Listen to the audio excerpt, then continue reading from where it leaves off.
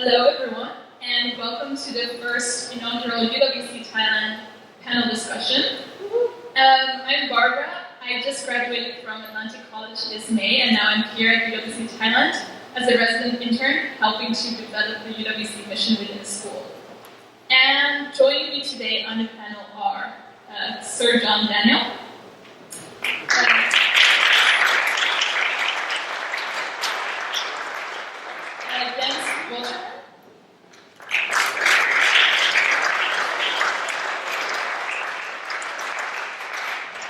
Waltermann, Boontinand,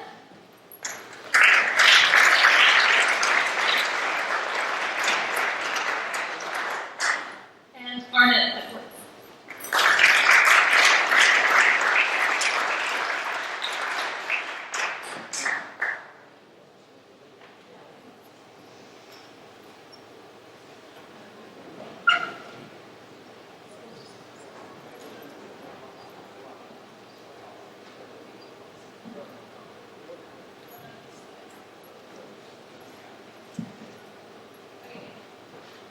So, if you could all just tell us a little bit about who you are, where you're from, and what you do within the UWC movement. Would you like to start?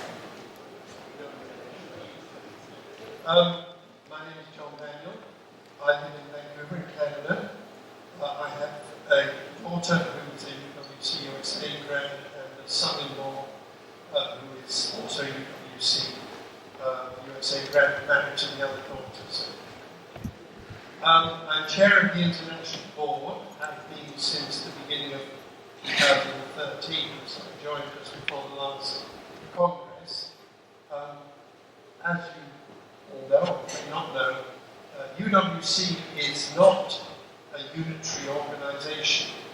It is an association of independent institutions, and the role of the International Board is to try and bring some cohesion to all this, to suggest common policy where that's appropriate, and perhaps in particular, this is very relevant to today, to assess applications from institutions that either want to join UWC being already functioning schools, or greenfield sites and projects where they want to create the UWC from scratch. And we're going through a process of strategic planning at the moment, which will come to fruition at the Congress in Trieste next month, and basically that's what we do. It's a very international board. There are 16 honours with people, heads of schools, chairs of schools, people representing the national committee system. There are a few people at persona to try and create a balanced and globally representative group.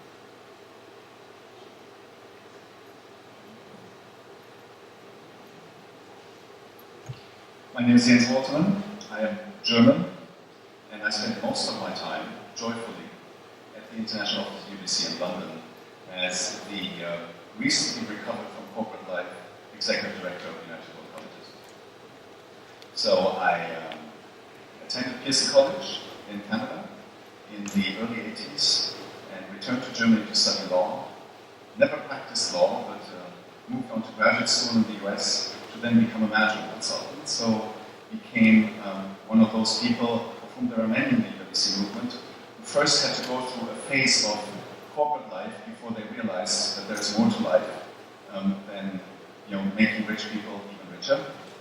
And so I decided almost 10 years ago now to volunteer my time in the German National Committee. Became the chair of that National Committee for a number of years before we had the unique opportunity to start a school in Germany with the help of the Bosch Foundation, which is now known as UWC Robert Bosch, opened 2.5 years ago roughly in Freiburg in Germany. This was such an incredible experience, and you can believe me that I vibrate with all of you here, because I vividly remember 2 years ago being in a similar position to open that school, and people around me that know me well said, for a whole weekend while the opening was going on, I never ever touched the ground. I was sort of floating 30 centimeters above ground because I was so happy. I have a deep emotional attachment to UWC as a graduate. I've seen the movement from the side of somebody who's tried to start a school, successfully in this instance, to start a school, and I'm now trying to do the work that Sir John described at the International Office of furthering cohesion, of developing strategic direction for UWC. It's a great pleasure to be here. I look forward to your questions. Hello, good evening. My name is Jan Boontinand. Actually, Jan is a short nickname for Thai name, right? My long Thai name in Thailand, people have another long name, Waltermann. And if you can't remember that, if you say, why should I be Thai? And that comes first, right? Waltermann. I'm actually a graduate of UWCUSA long time ago, 1990, and I'm currently a member of the Thailand National Committee. And we set up Thai National Committee just last year. So first time we recruited the selection process by ourselves. So quite excited. We have also the chair of the committee and another member of the committee sitting here as well, Pradeep and Kumalaka. So we're very happy to be here for the opening of the college, because since I graduated, I always dreamt that there would be a UWC in Thailand. So this is a dream come true, and I'm very happy also to be sitting in the board of the school here at the UWC Thailand College. So. Hello, I'm Arnett Edwards. I'm principal at International College of Hong Kong. Originally from England, and I've lived in Hong Kong for 18 years. I've been principal for 5 years, and that was, if you like, the beginning of my journey in terms of UWC. Before that, I was working in 2 international schools in Hong Kong, one as head of senior school, and then moving to vice principal of another international school. So I think I'm fortunate to have the perspective of working in an international school and seeing how that is different, and how a UWC in particular is different. My role now, besides being principal of United World College in Hong Kong, is I'm a board member as well, because I chair the HITS committee, which meets twice a year. The result of that position means that I'm a representative on the international board. Okay, thank you very much. So for this panel discussion, we would love to have as many possible questions from the audience. If you have a question either for all the panel members or just for one of them, just raise your hand and my fantastic helper Diogo will come and bring you a microphone. And if you're too much in all of the amazing things that our panelists are saying, I've also asked the DP students to prepare some questions in advance for the panelists, which we can also ask. So are there any questions already? Okay, so then I'll just start with some from the DP students. Let's see.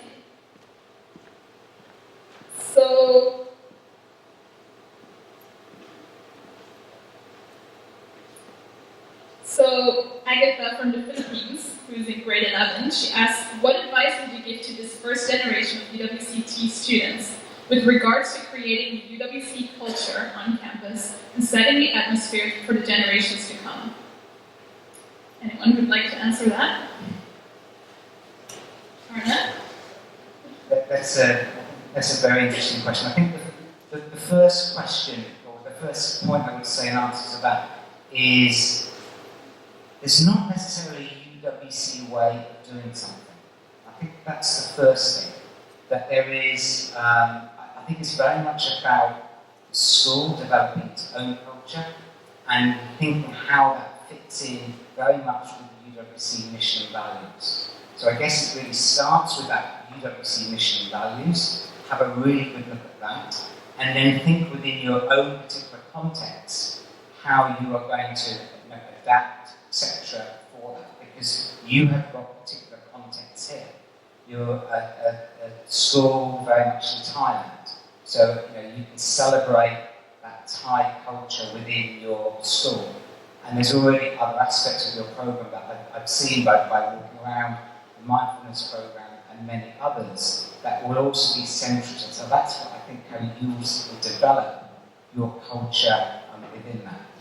I think having the interns coming over the course of this year, and hopefully that will be maintained, I think that's also going to be a key element in terms of that, in terms of developing that UWC culture and that UWC spirit. And I guess my final sort of recommendation, if you like, would be to have UWC graduates coming and sharing their experiences, alumni that have gone out and done some quite amazing things. I think getting students to hear those stories can be really inspirational for whether it's a 4-year-old right the way through to someone who's going to IB program.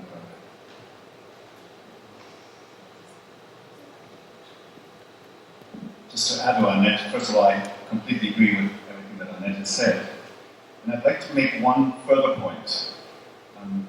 While it is absolutely true that each school needs to develop its unique way and its unique identity within UWC, and UWC leaves a lot of room for that, and for different ways, reflective of the culture that the school operates in, there are some fundamental principles of the educational model.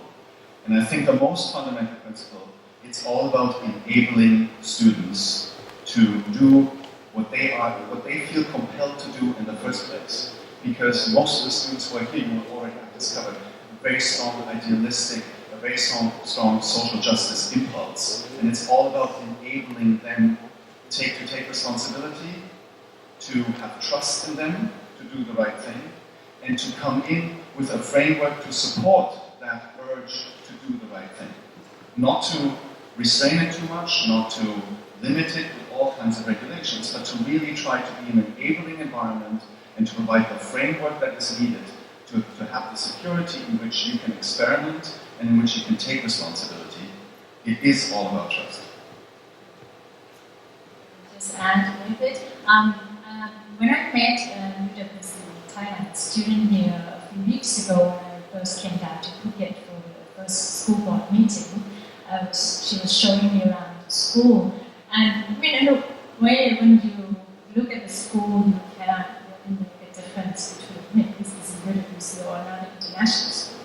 So I was asking her, well now you're becoming, the school is becoming UWC. So what is different?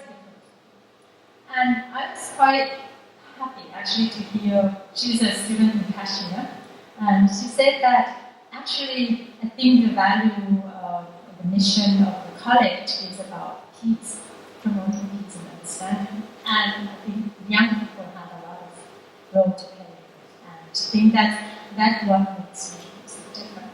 And so I think it's something very important for me, looking back my own experience being in the US in 1988 to 1990, when we had students from Palestine, Israel, who were just fighting and quarreling, or a student from the US, Soviet Union back then, getting different kind of expression when the Berlin, the Soviet Union was disintegrating, the Berlin Wall came down in 1990.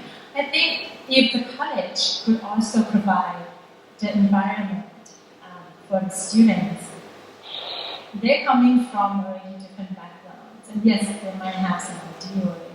But I think it's important to be also nurtured and what you say, providing them with this space for express themselves, but also perhaps exposing them to different issues that perhaps emerging in the region, in the country, or different parts of the world, because everything is so connected, and I think back then we didn't know much. I left Thailand, didn't know what happens between Pakistan and so I think some of the things happening here in Thailand, in the southern part of Thailand, the country, or in the region, there's a lot of issues.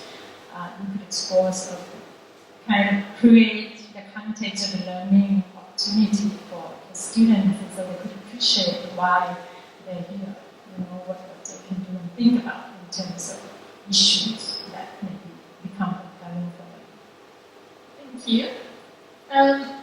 Are there any questions in the audience now? Yes, Diogo, can you choose one?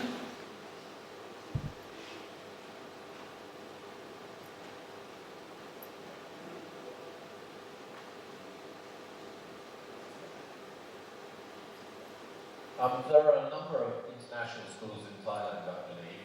What was it about this school that prompted it to become UWC? Is it chosen, or was it because it was advanced by Julie? What's special about this particular school?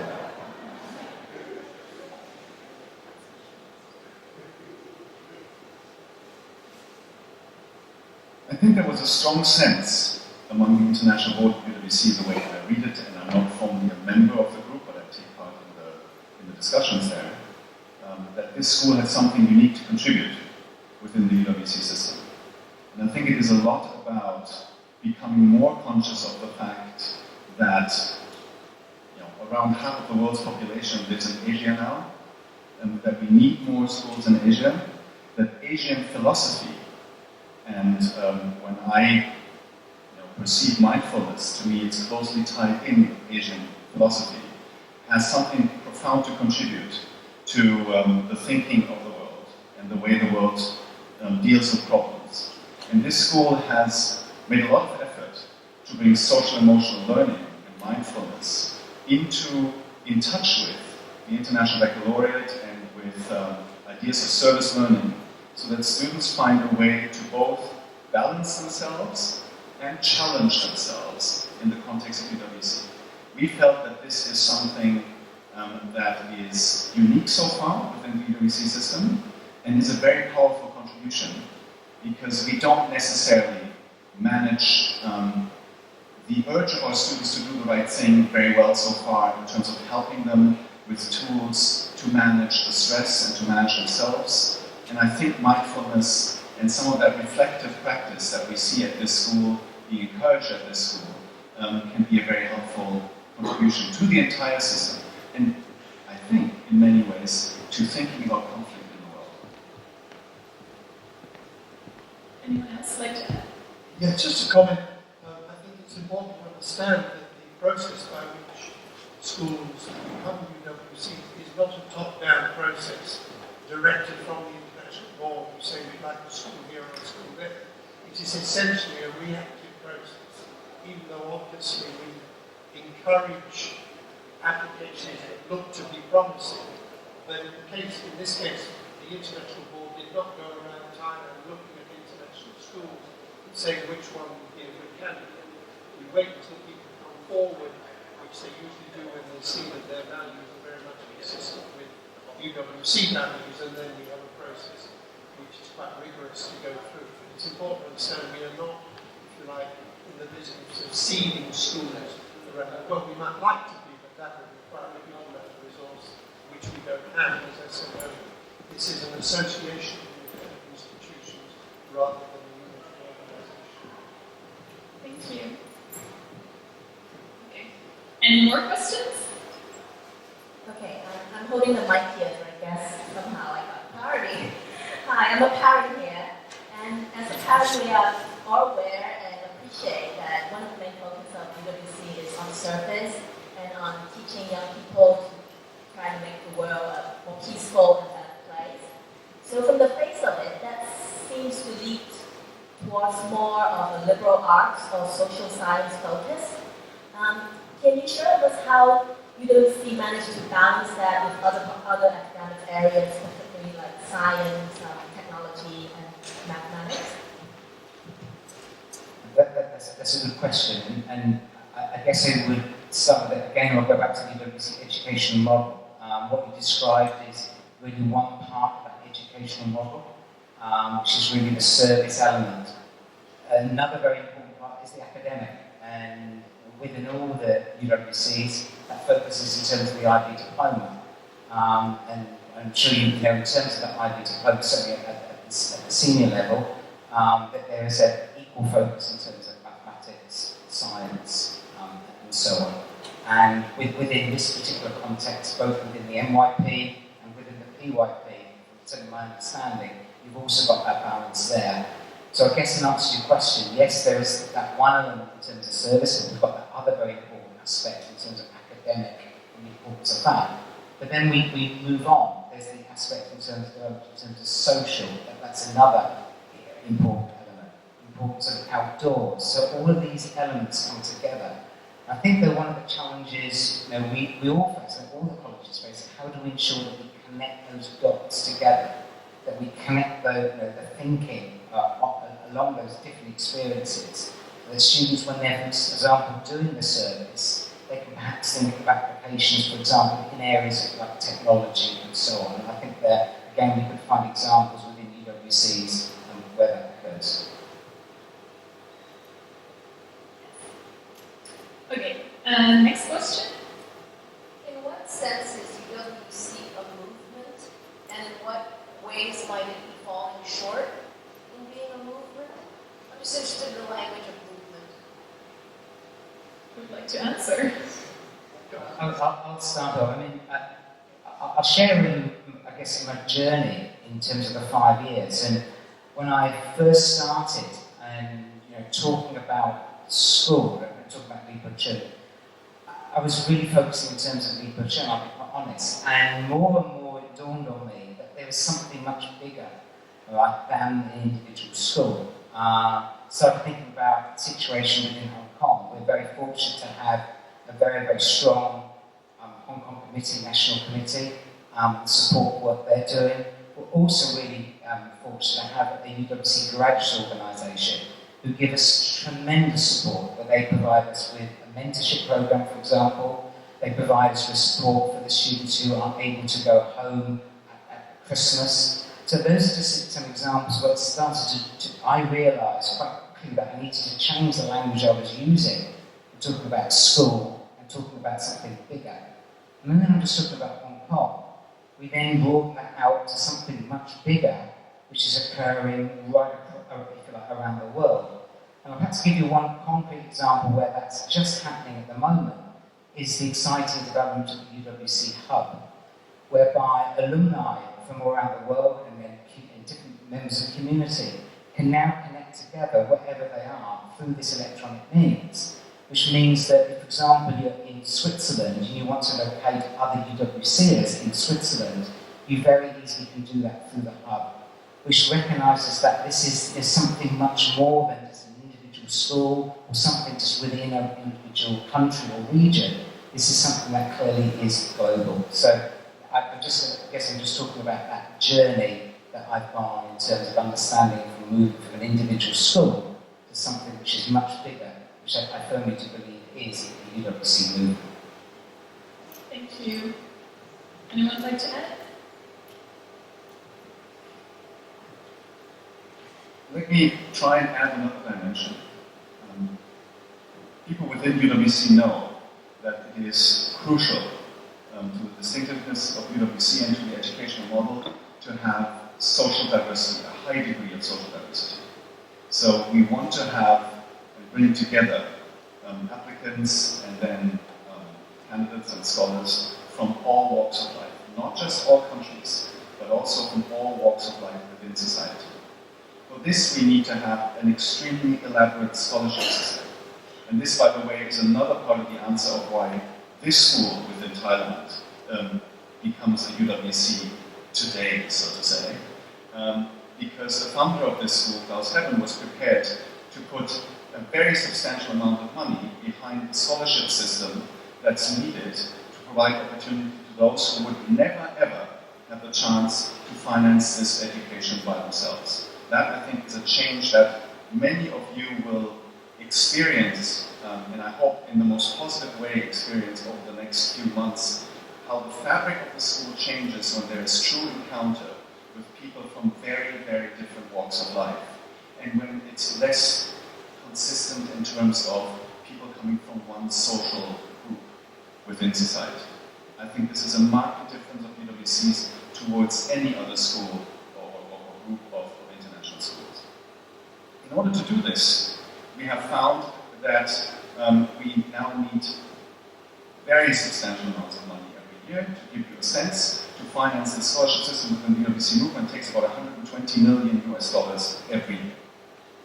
And it is very clear that we will only be able to rise to this challenge if we pull together and we start fundraising, which we have started 3 years ago roughly, from the center, and start developing programs that go across all of the UWCs.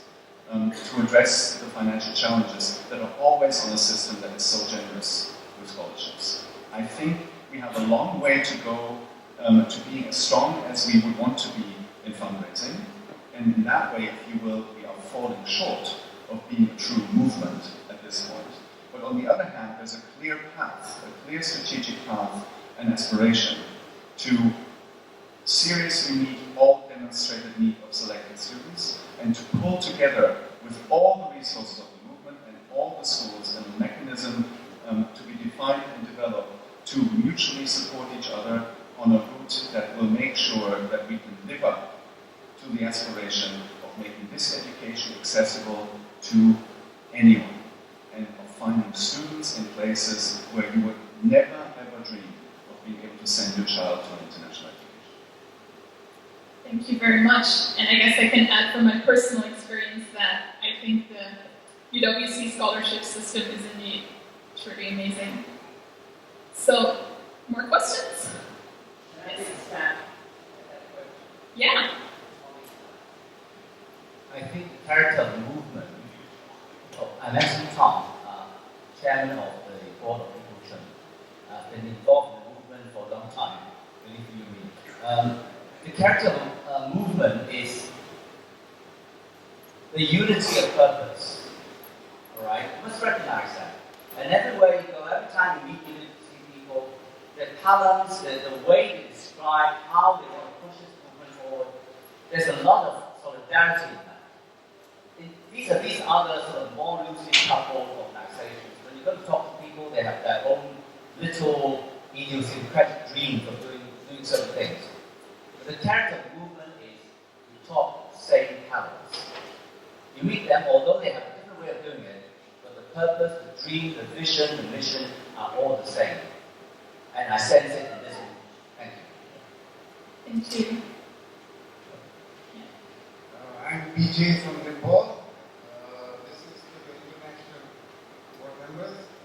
As the chairman said, the Congress is going to be held soon, so we might all be meeting very soon. So, would you share what you are planning for the Congress, so that we sort of say, we can do this.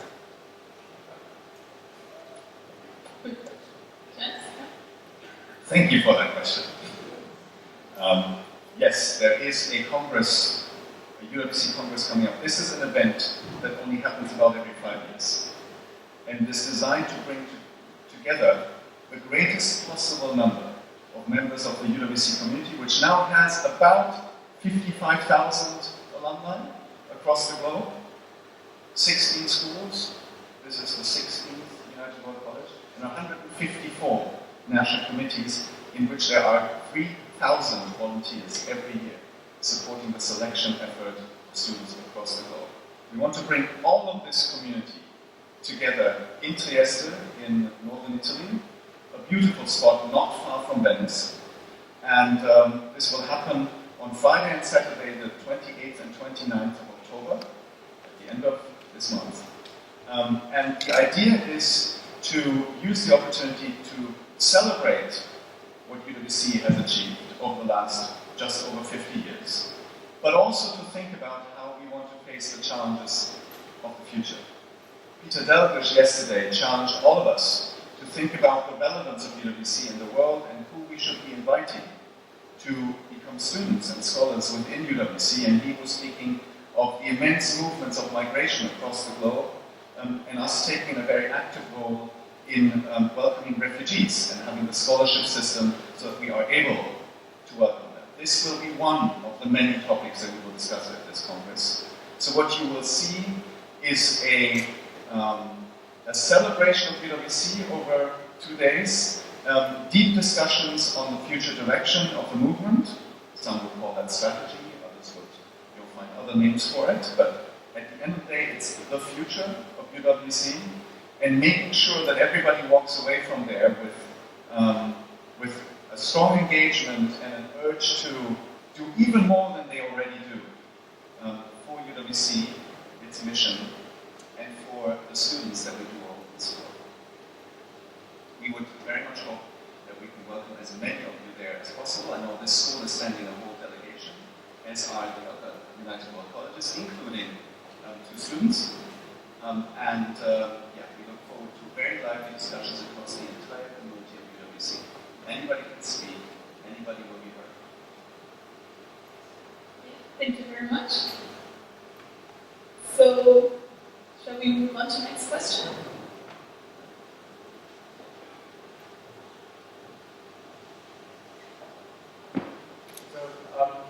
Good evening, everyone. My name is Waltermann. For those who don't know me, my name is Waltermann. I'm head of the Henry Manuel College in India. I hope you like my question.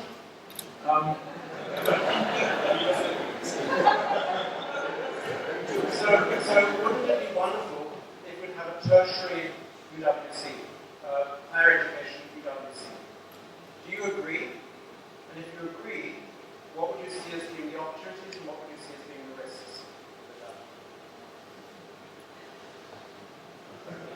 Interesting question. Who'd like to answer? Well, since I've spent most of my time in universities and international organisations, perhaps I should take a stab at that. Personally, I would discourage that. I think there are lots of institutions, higher education institutions around the world that are trying to do bits of what UWC is trying to do. But I think UWC's strength is its focus. And as far as I'm concerned, there are 2 challenges facing UWC, if you point it right down. The first is, if it's as good as we say it is, we've got to have more of it. But even by having 1 new institution every year, the numbers are still going to be in the thousands, tens of thousands, rather than the millions. So it seems to me that we've got to do other things to get bits of the UWC values out there, whether it's online or short courses. But the challenge with that is, in some ways, it runs counter to the second issue, which is to remain the best at international education. And does that mean doing different things to change the world? Or does it mean doing what we never do that serves the educational model even better than everyone else? And the reason I say it's attention is because I think in order to try and do it better than anyone else, we have limited energy left over for branching off in different directions. Universities are all different animals from schools, but I'm sure that people might have different views. It seems to me that the school focus of UWC is both unusual and extraordinary. Anyone like to add? I would like to add one further note of caution. From what I'm seeing, the UWC students leaving our United World Colleges as graduates, there's about 2,000 of them every year now, just over 2,000. And then going into universities, other universities, not UWC universities, but all of the other university systems in the world, most probably, of course, the US system, because there's such a generous scholarship system with the Davis University Scholars, but not only the US. This is also the case in some universities in Europe that offer English-speaking programs that many of the university students go to, some universities in Asia. But what university students do, they have an extremely infectious positive effect on the other students they study with. And this was the key motivation that motivated, for example, Shelby Davis to start the Davis University Scholars Program, which is one of the most generous scholarship programs in the world, and one of the largest, by the way, for undergraduate students at this point. He wanted UWC students to come to prestigious US universities to not be reformed and sort of reformatted into thinking the American way of thinking, but quite the other way around, to get the global perspective into the minds of thousands and thousands of US undergraduate students at universities that are so prestigious and well-known and well-established that they will form the elite of the United States going forward into the future. And I think this infectious effect has been a bonus, if you will, of UWC, and if we were to focus our graduates in UWC tertiary education institutions, we would lose some of that infectious viral effect, if you will, of bringing agency and positive change into institutions where there are a lot of very talented people gathered who are very interested to hear this message and are, and we've seen that in the UWC Scholars Program, which is now just over 10 years old, which really profit and take away something quite unique from mixing with the UWC graduates in their institutional program. I think this question also related to the earlier question about the mission. Because for me, I see the UWC strength, exactly as what you said, is in the person who has been through the UWC experience. It's a lived experience of UWC. And the movement itself is not confined to a college, I believe. And I think every graduate who is UWC, wherever they go into a college or later in their life or work, they carry on this kind of beliefs and missions.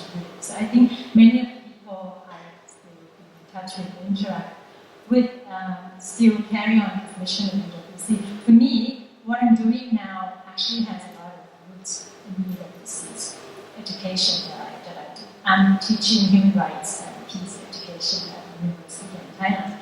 And I have always felt that this is where I learn about this issue, justice and diversity and the way people live in different parts of the world, different walks of life, and you carry on this kind of missions into wherever you go. So I think UWC can be infectious and in a positive way. It shouldn't be confined to anything. We should spread out the idea of movement to wherever we go. And maybe just to build on in terms of infectious, I think one of the aspects we need to consider very carefully is about this focus on impact. We talk about the students, in particular the graduates, having impact. I guess we should also be mindful of what impact as an educational organisation we can have on the education system. What impact can we have on the local educational system? What impact can we have on the university educational system? And I would say that's perhaps something that we, as a movement, we should be thinking a little bit more. How can our educational model be developed within universities? So passing on information, not developing the university, but more thinking how can we impact the model that we're having, what impact can that have in terms of that university, and sharing and celebrating that more in universities. Thank you. We have time left for one more question, so... Good afternoon, my name is Omar, I'm a UWCT parent. Interested in the strategic plan for UWC. Most of the schools that you have now, the 16 schools, the bulk are 2-year final schools. In the future, do you think that the idea of having more schools that cater to younger children would be more of an enabler to create a higher platform of cross-cultural aptitude, given that humans learn a lot of their knowledge at a very young age, and at some point it becomes very hard to reverse it. So if you take applicants at age 17 to 19, is that too late to nurture further their cross-cultural intelligence to the point where they can go out and convey this message of change and vibrancy as you mentioned before? Yes, I think it goes back a bit to a comment I made earlier about the board not being in a position to be proactive about the creation of schools. There are some quite practical considerations. I think the attitude of the international board, the movement generally, to balance between what we call whole schools like this one and the 2-year colleges has changed substantially in the last couple of years, 2 or 3 years. And one of the key features of that change actually was when Peter Howe moved from Adriatic, a 2-year college, to Maastricht, and found himself running a whole school. And he sort of saw the light and the values of the whole school, and would defend ferociously the UWC-ness of these primary and secondary children compared to the diploma children. In other words, colleges just said, that the UWC-ness is really in those last 2 years. Peter would be sort of ferocious in denying that. But, there is also, frankly, a very important financial consideration. It costs a great deal of money to create a 2-year IB UWC with levels of scholarships and so on that you would like. If you have a whole school, you can, to some extent, without being too overt and cross-subsidization, you can actually help to make that thing add up financially because you only need 1 year and so on and so forth. So these are considerations, but I think the attitude in the whole movement, and I've seen this just in the time I've been chair, to whole schools is much more welcoming and seeing these as a normal part of the UWC system, rather than as at first seeing them as rather sort of peculiar and not quite UWC. Thank you. Anyone like to add? No? Okay, well, then I think we have come to the end of this panel discussion today. So thank you all here on stage with me very much for joining us. And for everyone in the audience, I guess we'll see you soon at the opening